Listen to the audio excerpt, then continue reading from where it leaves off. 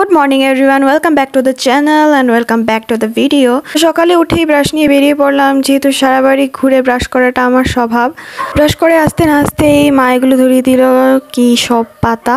এখানে ছিল পুদিনা পাতা, তুলসী পাতা আর আরও কি যেন ছিল। তারপরে আমি এখানে গরম জল খেয়ে নিলাম, খেয়েই দেন আমি চুল আঁচড়াতে চলে যাই, কারণ সকালে ঘুম থেকে ওঠার পর আমি চুল আঁচড়াইনি।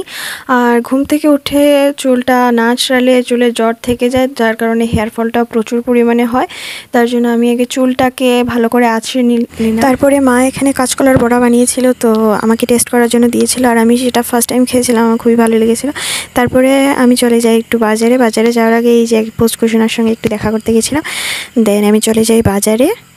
আজকে ছিল ফ্রাইডে, আর ফ্রাইডেতে আমাদের এখানে বাজার বসে, তার জন্য আমি গেছিলাম ড্রেস আনার জন্য। আজকে বার্মিজ দোকানগুলো আসে, তো সেই জন্য আমি গেছিলাম। কয়েকটা ড্রেস কেনার ছিল।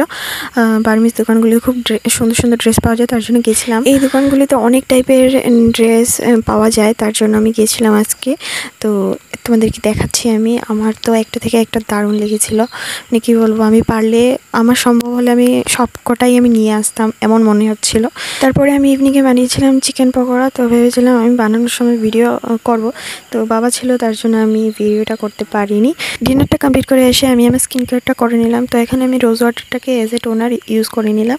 দেন আমি একটা সিরাম ইউজ করে নিচ্ছি। তারপরে আমি অনেক দিন ধরে দেখছিলাম আমার ফেসে অনেকটা পিম্পল উঠে গেছে, তো তার জন্য আমি একটা ক্রিম ইউজ করি, সেটাই ইউজ করে নিলাম। দেন অ্যাজ এ লিপ বাম আমি বেসো কেয়ারটাকে অ্যাপ্লাই করে নিলাম। তো আজকের ভিডিওটা এই পর্যন্তই। ভালো লাগলে লাইক করে দিও, চ্যানেলটাকে সাবস্ক্রাইব করে দিও।